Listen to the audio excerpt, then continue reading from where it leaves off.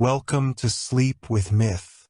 Close your eyes and let the world fade away.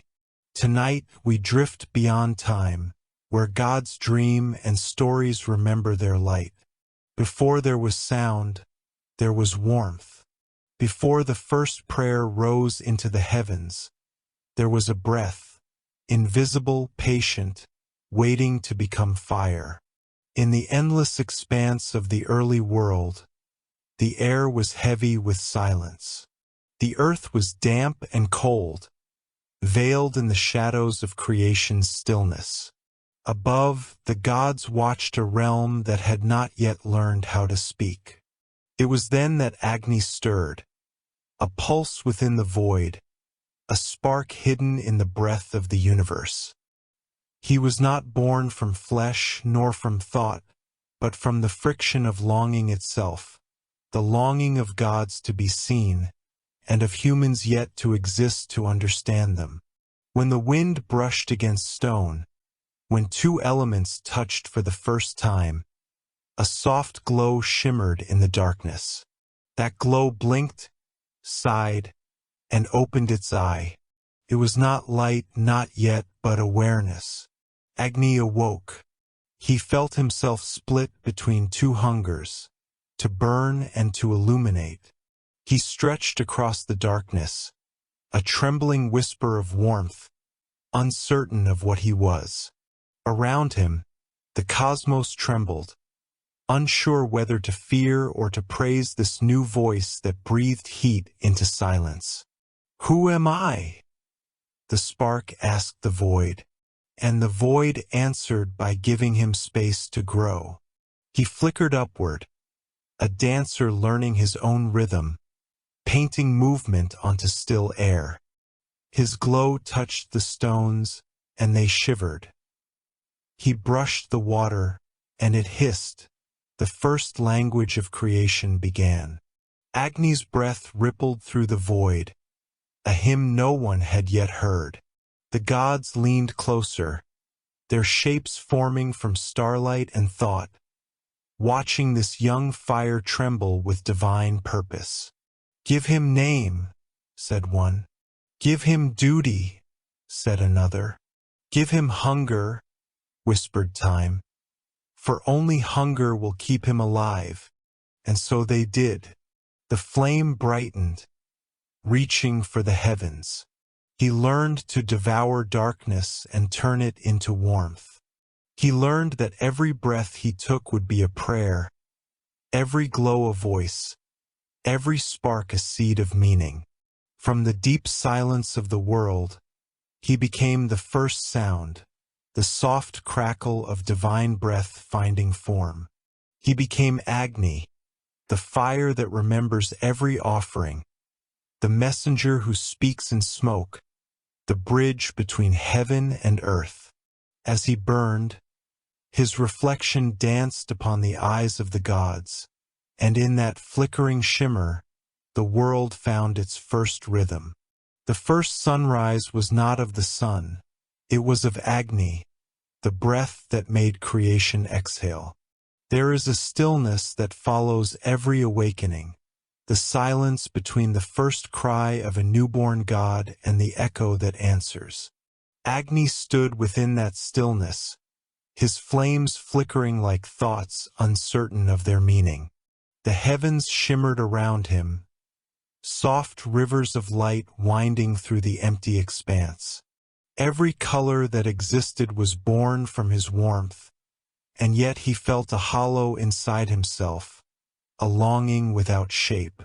He had learned to burn, but not yet to belong. From the horizon came a whisper, not of gods, but of the earth herself. She spoke with the patience of stone. "Little flame, you are the breath I have been waiting for. Do not fear your hunger. It is how the world will live." Agni bent low, his fire caressing the newborn soil. It was then that he felt the rhythm of her pulse beneath his heat, the steady heartbeat of creation. Each spark that fell from him seeped into her veins, awakening seeds that did not yet know they were seeds. He watched as the land shimmered, trembling with color. The first dawn unfurled its wings, painting the sky with his reflection. Yet, the beauty of his own light frightened him. "What if I destroy what I touch?" he whispered. And the earth replied, "Only those who burn know how to protect." Still, the fear stayed. Agni saw the traces of his power. Blackened earth where he had lingered too long, steam rising where rivers once sang. Creation came at the cost of silence. Life required death. Warmth required something to consume. He tried to dim himself, to shrink his breath, but the gods saw his struggle and descended like silver winds. Varuna, lord of the cosmic waters, gazed into Agni's trembling glow. "You are the voice that carries us," he said. "Without you, our words fall cold upon the void." Then Indra, the thunder-bearer, lifted his hand and smiled. "Every storm needs its spark," he said. "Without fire, even power is blind." And thus the gods gave Agni purpose, not to destroy, not to devour, but to connect. He became the thread between realms, the one who carried the offerings of mortals to the heavens, the one whose smoke rose as a bridge of devotion. In every flame kindled upon an altar, Agni would be there, breathing with them, whispering with them, remembering them. He began to understand that his heat was not his own. It was the breath of life shared with all creation. He whispered to the wind, and the wind carried his warmth to the mountains. He kissed the rivers, and they shimmered gold in the twilight.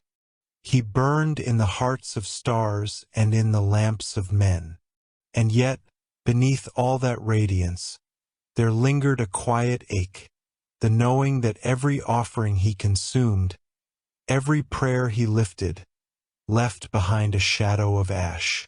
For even the messenger of the gods must feed upon endings. And in that ash, Agni found beauty, for it was there, in the remnants of what once was, that new beginnings took root. The gods called him Agni Dev, the living flame. The earth called him the breath beneath the flame.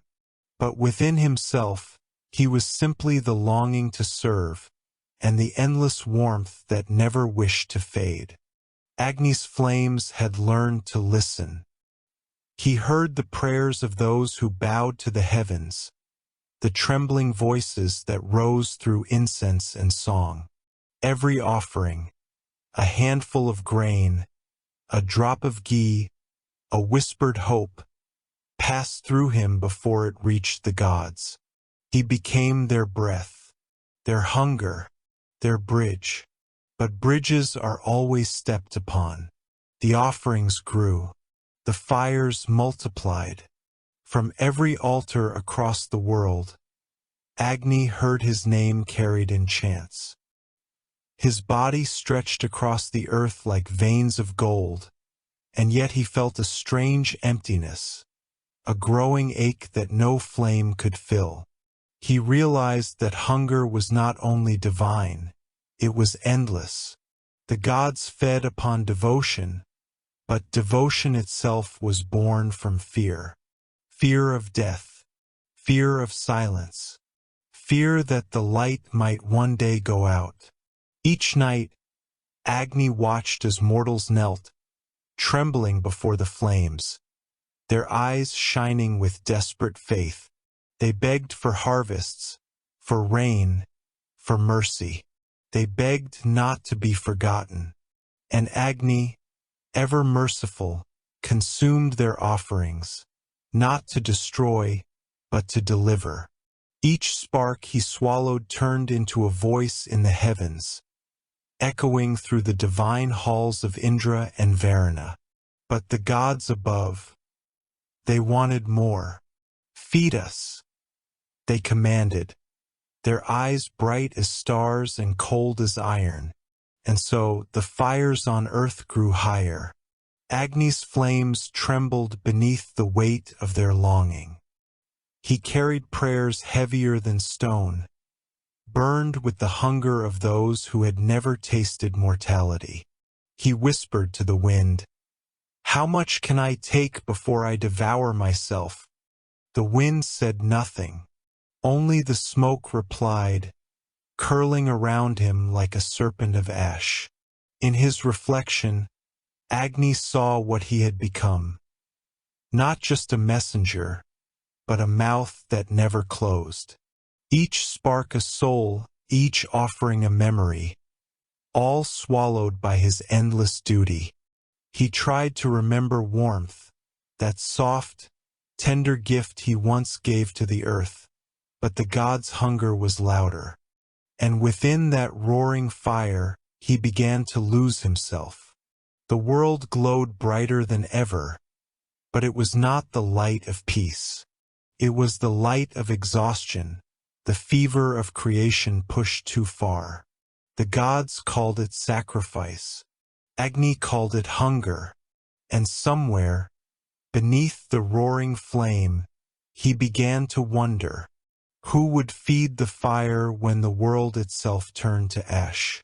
The world had learned to speak through flame. Temples glowed. Forests hummed with the quiet rhythm of ritual. Every village had its sacred fire, and in each Agni breathed, unseen yet ever present. But something had changed. The gods had grown silent, their hunger sated but their hearts distant. Mortals still offered, still prayed, still burned, but no echo came from above. The smoke, once golden, began to thicken with longing. Agni felt it first. He tasted sorrow in the incense, the flavor of prayers unanswered. He heard it in the crackle of wet wood, the hesitation of hope trying to reignite. And for the first time he wondered if the gods still listened. He rose from the altars as smoke, slow, spiraling, tender. He drifted through the twilight between heaven and earth, carrying the weight of human whispers. Every tendril of vapor held a wish, a name, a promise. Some prayed for love, some for peace, some only for the courage to see another dawn.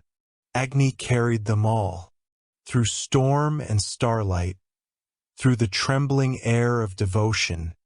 He rose, but the heavens that once blazed with divine presence now shimmered faintly, cold and tired. When he reached their gates, the gods turned their faces away. "Why do you bring me these voices?" Indra asked, weary. "They have nothing new to offer. Their words repeat the same sorrow." Agni's flame dimmed. "Because they still believe," he said. "And belief is the last thing that burns when everything else is gone." For a moment, the heavens fell quiet. Even the stars flickered in thought. And then Varuna sighed. "Carry them still," he murmured. "Even silence is a kind of answer." So Agni did. He descended again, back to the earth, letting the smoke wrap itself around the night sky. He whispered into the wind, and the wind became gentle. He brushed the river, and its surface glowed silver. He passed through forests, and their leaves trembled with warmth. And though the gods no longer answered, the world itself began to hum again, softly, shyly, like an old song remembered. People watched the smoke rising from their altars and saw not absence, but presence. They felt not rejection, but return. For the smoke that carried their prayers was not lost. It was the breath of Agni himself, circling back to them, whispering that even silence burns with love. There comes a time when even the brightest flame must rest. Not to die, but to remember. Agni had carried prayers for countless ages. He had watched empires rise and crumble into their own ashes. He had seen mortals build temples, light fires, and forget why they ever burned them. And yet, through every age, one small flame always remained. A single ember, glowing quietly where no eyes could see. It lived in the heart of the earth, deep beneath stone and silence. It did not roar. It did not hunger. It simply was. The gods no longer called for him, and mortals no longer spoke his name. Still the ember waited, listening to the faint pulse of existence. He remembered the first dawn, when he was young and full of thunder. He remembered the warmth of the earth's voice, whispering his name like a lullaby. He remembered the fear of burning too bright, and the joy of giving light to those who could not see. Time moved like a slow breath, and then, from the surface, came a sound, faint, trembling, human.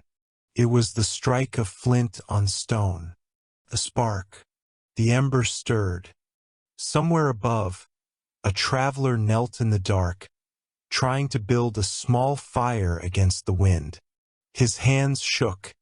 His lips murmured a prayer not to the gods, but to the warmth he once knew. Agni smiled within the ember. He felt the echo of that ancient devotion, the same rhythm that once called him from the void. And as the spark caught, as the fire grew, Agni rose again. Not as a god demanding worship, but as warmth returning home. He breathed through the flame, soft and unseen. The man lifted his hands toward the light, and the fire wrapped around him like an embrace. No altars, no offerings, only gratitude. That was enough. For Agni had learned that eternity was not in the endless blaze of temples, but in the quiet persistence of warmth, the ember that never goes out, even when forgotten. He looked upon the stars and saw their reflections in every campfire, every lamp, every human heart. Each flame, a memory of him. Each breath, a prayer he still carried. And in that infinite reflection, Agni understood his truest name. Not the fire that devours, but the warmth that remains. The gods may fade. The world may turn to smoke. But as long as there is breath, there will be fire, and where there is fire, there will be Agni. He is the eternal ember, the quiet promise that darkness will never be complete. Night had long fallen over the world. The stars pulsed softly, their light no brighter than distant embers scattered across the sky. Somewhere beneath them, the last ritual fire burned low, its smoke curling upward like a memory of prayer. Agni sat within that quiet glow. He no longer roared, no longer reached for the heavens. His flame was small now, a whisper, a steady heart that neither grew nor faded. He had learned what the gods could not. That light does not need to speak to be heard. The wind drifted through him, cool and kind. It carried with it the songs of rivers, the rustle of leaves, the breathing of men and beasts. And in that chorus, he heard it, the truth that had eluded him for ages. All warmth, all creation, all devotion was not his to claim. It was shared, passed hand to hand, soul to soul, breath to breath. He was no longer just the flame in the temple, nor the fire in the storm. He was the quiet pulse within everything that lives. In the silence of his own light, Agni felt peace. He remembered the first spark, the first breath that had stirred him into being, and smiled at how far that breath had traveled. It was in the stars now. It was in the hearts of those who dreamed beside their small hearths. It was in the warmth of a child's hands held near a lantern in the dark. That was enough. The gods had faded into myth. The temples had become dust. But in every flicker of light, every candle, every sunrise, every soul that dared to hope, he remained. Agni closed his eyes, though he had none. He listened to the world breathe, and for the first time the silence did not ache. It glowed, and within that silence he spoke, not in sound but in warmth, in light, in being. You are not alone in the dark. Every fire you kindle is me. Every breath you take is prayer. The last spark trembled once, and then it did not vanish. It simply became everything. The flame was no longer separate from the world. It was the world. It was life. Thank you for listening to Sleep with Myth. May your dreams burn softly, and your heart remember the warmth.